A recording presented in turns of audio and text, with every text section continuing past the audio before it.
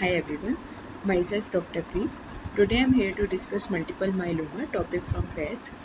As we all know, it's a PYT topic and lots of questions are coming from multiple myeloma. Examiner are fond of asking questions from it. So let's begin. I will try to cover high yield points and we'll discuss in brief. Okay so let's first begin with LMR points. देखो question में क्या दे रखा होगा, elderly patient है, low back pain है, तो इससे हमें एक हिंट हो जाएगा कि मल्टीपल माइलोमा का क्वेश्चन है. Then punched out lytic lesions होंगे लाइक दिस कि ये ऐसे करके दिख रहे हैं punched out lytic lesions. Then CRAB criteria question में होगा hypercalcaemia, renal failure, anaemia. इसमें ही हम कंफ्यूज हो जाते हैं कि हाइपर कैल्सीमिया है, हाइपोकैल्सीमिया है, सो इट्स हाइपर कैल्सीमिया है. ठीक है. देन इम्यूनोग्लोबिन कौन सा होता है, तो इम्यूनोग्लोबिन IgG है. कौन सी लाइट चेन इन्वॉल्व होती है, तो कापा और लैम्डा कापा लाइट चेन इन्वॉल्व होती है. IgG कौन सा कंपोनेंट, 3 वाला कंपोनेंट है. M स्पाइक दिखता है. और एल्स क्वेश्चन में होगा कि बोन मैरो प्लाज्मा सेल का परसेंटेज लेस देन 10, मोर देन 10, इस तरीके से कुछ. अगर फिजियोलॉजी से इंटीग्रेशन होगा तो बेंस जोन्स प्रोटीन दे देगा वो. कुछ इंपॉर्टेंट इमेजेस जैसे कि Russell body, Dutcher body, flame cell, Mott cell, इनके बारे में होगा. लाइक रसल बॉडी क्या है, इंट्रासाइटोप्लाज्मिक इंक्लूजन्स हैं. डचर बॉडीज क्या होती है ना कि इंट्रा न्यूक्लियर इंक्लूजन्स होती है. कैसे याद रखना है, D for DNA, DNA related to nucleus है, तो वो क्या होगा कि इंट्रा न्यूक्लियर इंक्लूजन्स है ये. ठीक है. रसल बॉडी साइटोप्लाज्म के अंदर है. देन फ्लेम सेल कुछ इस तरीके से दिख रहा है. मॉड सेल क्या होते हैं ना कि रसल बॉडीज के ही क्लस्टर होते हैं. ठीक है. देन सी मल्टीपल माइलोमा प्लाज्मा सेल डिस्क्रासियस के अंडर सब टॉपिक आता है. प्लाज्मा सेल क्या होता है, पोस्ट जर्माइनल सेंटर बी सेल होता है. CD मार्कर्स 38, 138 होते हैं इसके. ठीक है. अब सी क्वेश्चन आते हैं क्रोमोजोम कौन सा डिलीशन होता है, तो 13 क्रोमोजोम का डिलीशन होता है. ट्रांसलोकेशन कौन सा होता है, 14 का होता है. डिलीशन 13 का है और ट्रांसलोकेशन 14 का होता है. ठीक है. अब पैथोलॉजी में 3 फैक्टर्स इन्वॉल्व होते हैं इसके. लाइक एक VEGF बढ़ेगा, इंटरल्यूकिन 6 बढ़ेगा एंड रैंक लाइगेंड बढ़ेगा. VEGF ही मेन कल्प्रेट होता है क्योंकि वही सारा न्यूट्रिशन कैंसर सेल्स को प्रोवाइड कर रहा है. ठीक है. बट ये क्वेश्चन है PYQ की इंटरल्यूकिन कौन सा बढ़ता है, तो इंटरल्यूकिन 6 बढ़ता है. ठीक है. अब रैंक लाइगेंड क्या करेगा, ऑस्टियोक्लास्ट को स्टिमुलेट करके तो बोन रिजॉर्प्शन करेगा. ठीक है. बोन टूट रहा है बट बोन बनेगा नहीं इसमें, ऑस्टियोब्लास्ट सप्रेशन हो जाता है, तो बोन फॉर्मेशन इनहिबिट हो जाता है. ठीक है.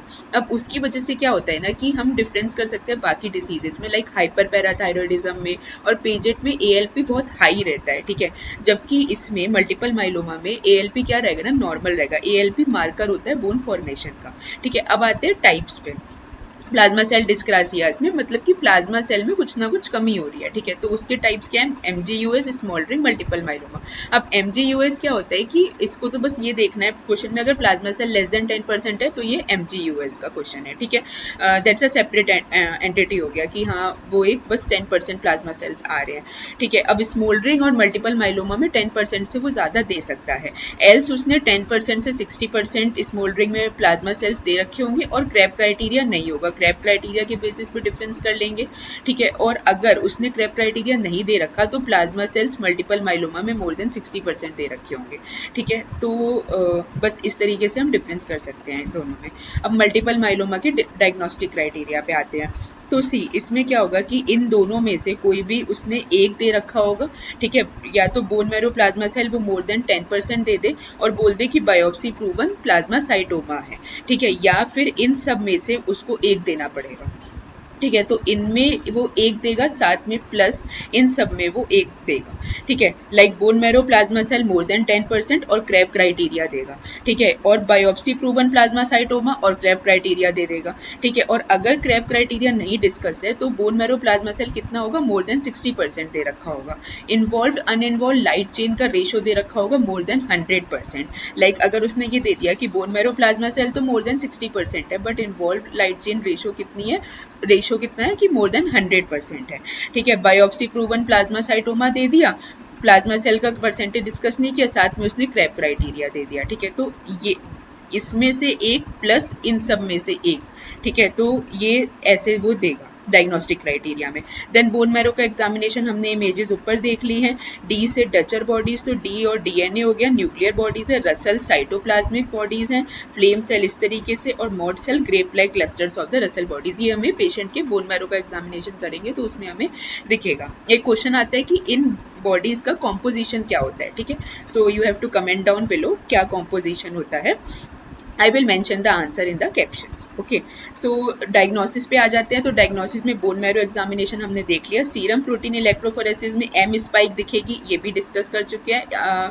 इम्यूनोहिस्टोकेमिस्ट्री में क्या कौन से मार्कर्स, तो 38 138 हो जाएंगे, ठीक है। फॉलो अप के लिए तीन protein, serum LDH, serum albumin और सीरम बीटा 2 माइक्रोग्लोबुलिन। इसमें से सबसे इंपॉर्टेंट ये वाला होता है बीटा 2 माइक्रोग्लोबुलिन। इनके बेसिस पे हम डिसाइड करते हैं पुअर प्रोग्नोसिस है पेशेंट का या फिर गुड प्रोग्नोसिस, मतलब मेडिसिन काम कर रही है नहीं कर रही है।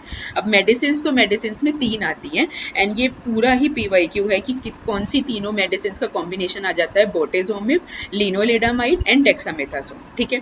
तो ये तीनों ही हमें याद रखनी है। लिनोलेडामाइड बेसिकली VEGF पे काम करती है, ये मेडिसिन एंटी VEGF है, हमने पढ़ा था कि मेन कल्प्रिट तो वही है, ठीक है। तो ये वाली हो जाएगी।